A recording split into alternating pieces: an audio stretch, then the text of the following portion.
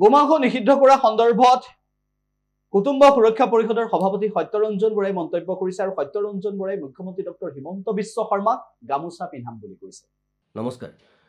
পোনপ্ৰথমে অসমৰ মুখ্যমন্ত্ৰীগৰাকী কালি তেওঁৰ কেবিনেটত যি সবল আৰু শক্তিশালী সিদ্ধান্ত গ্ৰহণ কৰিলে যে অসমৰ সকলো ঠাইতে ৰাজহুৱা অনুষ্ঠানত, হোটেল, ৰেষ্টুৰেণ্ট আদিত যিকোনো ধৰণৰ ধৰ্মীয় অনুষ্ঠানত গো মাংস নিষিদ্ধ কৰা সিদ্ধান্ত অতি সময় উপযোগী, অতি সঠিক, অতি সবল সিদ্ধান্ত বুলি আমি গ্ৰহণ কৰিছোঁ। সেইকাৰণে অসমৰ মাননীয় মুখ্যমন্ত্ৰী হিমন্ত বিশ্ব শৰ্মা ডাঙৰীয়াৰ লগতে তেওঁৰ কেবিনেটৰ প্ৰত্যেকগৰাকী মন্ত্ৰী সতীৰ্থক আমি পৰম আন্তৰিকতাৰে ধন্যবাদ আৰু কৃতজ্ঞতা জ্ঞাপন কৰিছোঁ। আৰু আজি এই ভিডিঅ'টোৰ মাধ্যমেৰে মই অসমৰ মাননীয় মুখ্যমন্ত্ৰীগৰাকীৰ লগতে সমূহ অসমবাসী ৰাইজক এই বাৰ্তা দিব খুজিছোঁ যে মোৰ কৃতজ্ঞতাৰ চিনস্বৰূপে যিদিনাই ভৱিষ্যতে যেতিয়াই মই আজিৰ পিছত মাননীয় মুখ্যমন্ত্ৰী মহোদয়ক প্ৰথমবাৰৰ কাৰণে লগ পাম, সেইদিনাই মই মাননীয় মুখ্যমন্ত্ৰী মহোদয়ক মই বৰ আন্তৰিকতাৰে, সমৰ্পিতভাৱেৰে আৰু গৌৰৱবোধেৰে ডিঙিত আঁৰি থোৱা সেই গামোচাখন, অনবৰতে ডিঙিত লৈ থকা সেই গামোচাখন, সেইদিনা যিখন গামোচাই মোৰ ডিঙিত থাকিব, সেইখন গামোচাই মই মাননীয় মুখ্যমন্ত্ৰী মহোদয়ক মোৰ কৃতজ্ঞতা আৰু ধন্যবাদৰ চিনস্বৰূপে তেখেতক মই উপহাৰ স্বৰূপে আগবঢ়াম। আৰু এই সিদ্ধান্ত অসমৰ কাৰণে অসমৰ জাতীয় জীৱনৰ কাৰণে লোৱা সিদ্ধান্ত। এই সিদ্ধান্তত কোনোবাই যদি ৰাজনৈতিক গোন্ধ পায় তেতিয়াহ'লে মই ক'ম তেওঁলোক ৰাজনৈতিকভাৱে অপৰিপক্ক। এই গোন্ধ কোনো হিন্দু, মুছলমান বা সাম্প্ৰদায়িক সিদ্ধান্ত হ'ব নোৱাৰে। ইয়াত যদি কোনোবাই সাম্প্ৰদায়িকতাৰ গোন্ধ পাইছে, কোনোবাই যদি ধৰ্মীয় কিবা কথা বতৰাৰ গোন্ধ পাইছে, তেতিয়াহ'লে মই ক'ম তেওঁলোকেই আচলতে অনবৰতে ৰাজনৈতিক চিন্তাৰ দ্বাৰা, সাম্প্ৰদায়িক চিন্তাৰ দ্বাৰা তেওঁলোক আৱেষ্টিত, তেওঁলোক ৰাজনৈতিক আৰু ধৰ্মীয় সংকীৰ্ণতাৰ মাজত তেওঁলোক সীমাবদ্ধ। কাৰণ গো হত্যা মহাপুৰুষ শ্ৰীমন্ত শংকৰ গুৰুজনে মহাপাপ বুলি কৈছে। কীৰ্তন ঘোষা অজামিলত 182 সংখ্যক পদত মহাপুৰুষ শ্ৰীমন্ত শংকৰ গুৰুজনে খুব মুকলিকৈ লিখিছে, গৰু তিৰি মাৰে, মানে গৰু তিৰি মাৰে সুবৰ্ণকহৰে। যিসকলে গৰু, মহিলা, তিৰি মানে মহিলা হত্যা কৰে, সুবৰ্ণহৰে মানে সোণ চুৰ কৰে, মিত্ৰৰ দুহ আচৰে, বন্ধু হৈ মিত্ৰৰ লগত শত্ৰুতা কৰে, সংসাৰত যত এনে অসংখ্যাত, সংসাৰত এনেকুৱা যত যিমান আছে, আৰু আছে কিবা কিবি, তেওঁ ওপৰত ব্যাখ্যা কৰিছে যে পিতৃবধ, ব্ৰাহ্মণ বধ, সুৰা পান, এই এনেকুৱা ধৰণৰ আছে যত মহাপাপীগণ, মানে যত মহাপাপীগণ বুলি গো মাৰে, গৰু হত্যা যিসকল কৰে তেওঁলোক মহাপাপী। গতিকে অসমক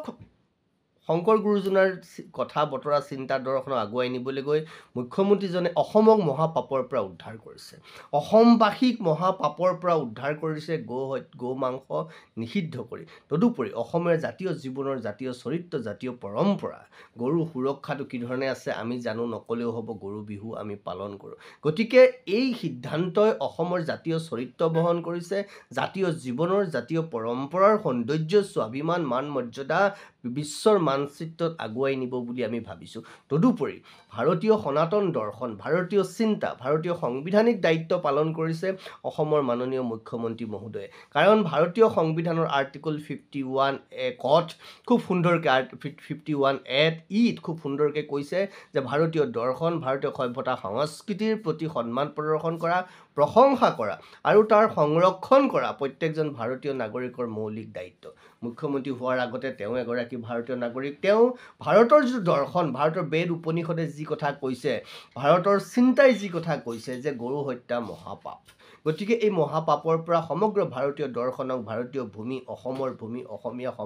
অসমীয়া সমাজ জীৱনক পাপমুক্ত কৰি সঠিক দিশত আগুৱাই নিবলৈ সংস্কাৰযুক্ত এখন সমাজ নিৰ্মাণ কৰাৰ মুখ্যমন্ত্ৰীৰ এই প্ৰয়াসক কোনোবাই যদি ৰাজনৈতিক সিদ্ধান্ত বুলি কয়, তেতিয়াহ'লে অন্ততঃ মই সত্যৰঞ্জন বৰাই পোনছাটেই নাকচ কৰিম, এই সিদ্ধান্ত ৰাজনৈতিক হ'ব নোৱাৰে। কাৰণ ইয়াত আৰু এটা এংগুল যদি আমি চাওঁ, তেওঁ গো হত্যা বন্ধ কৰাৰ লগত বা গো মাংস নিষিদ্ধ কৰি পোনপটীয়াভাৱে যদি কোনোবাই ভাবে যে তেওঁ ৰাজনীতি কৰিছে, তেতিয়াহ'লে মই কৈছোঁ আগতে ৰাজনৈতিকভাৱে অপৰিপক্ক হ'ব। কাৰণ এই কথাই মূলতঃ সেইসকল ধৰ্মীয় সীমাবদ্ধতাৰ মাজত থকা মুছলমানক আঘাত কৰিব। আৰু মুছলমান নেতাই ইতিমধ্যে এই বিষয়টোত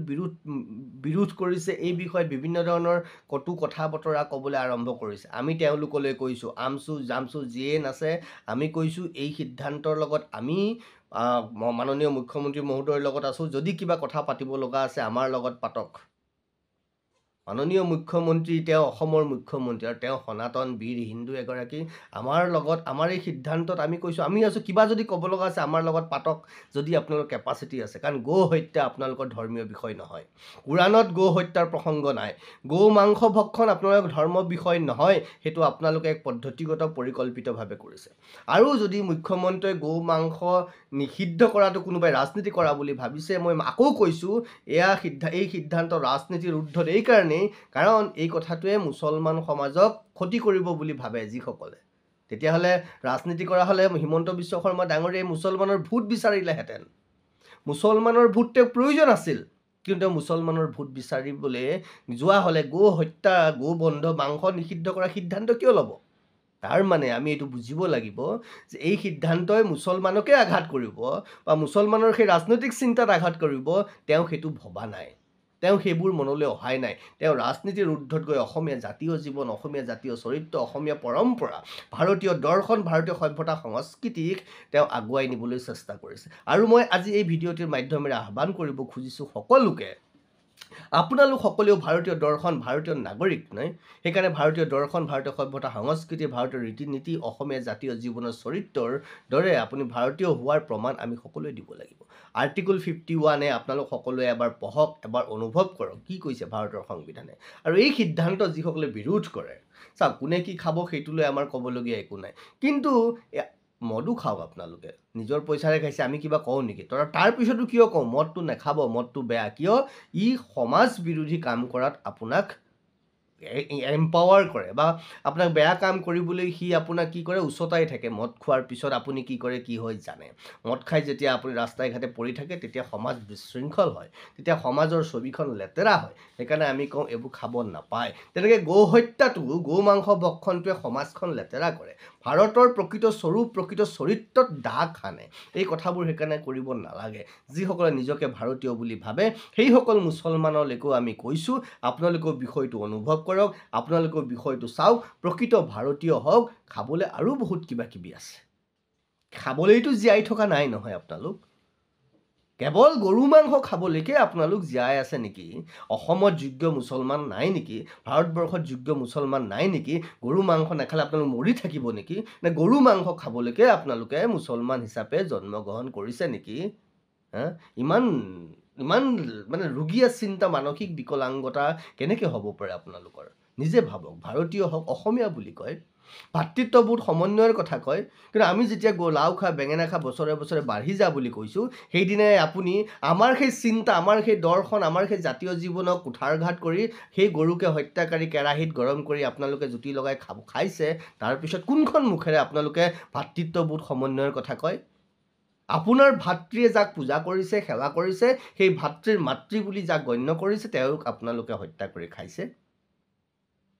কথাবোৰ বিবেচনা কৰিব সকলো কথাতে ৰাজনীতি কৰা অনুচিত সকলো বিষয় ধৰ্ম টানি অনাটো অনুচিত এয়া ভাৰতীয় চিন্তা এয়া অসমীয়াৰ চিন্তা এয়া অসমীয়াৰ জাতীয় জীৱনৰ কথা এয়া সমগ্ৰ ভাৰতবৰ্ষৰ কথা এয়া সাংবিধানিক দায়িত্বৰ কথা এই সিদ্ধান্ত লোৱাৰ কাৰণে পুনৰ এবাৰ মই অসমৰ মুখ্যমন্ত্ৰী ডাঙৰীয়াক পৰম আন্তৰিকতাৰে ধন্যবাদ আৰু কৃতজ্ঞতা জ্ঞাপন কৰিছোঁ আৰু কৈছোঁ যিদিনাই আমি তেওঁক প্ৰথমবাৰৰ কাৰণে আজিৰ পৰা নেক্সট যেতিয়াই লগ পাম তেওঁক মই ডিঙিত লৈ থকা গামোচাখনি তেওঁক মোৰ কৃতজ্ঞতা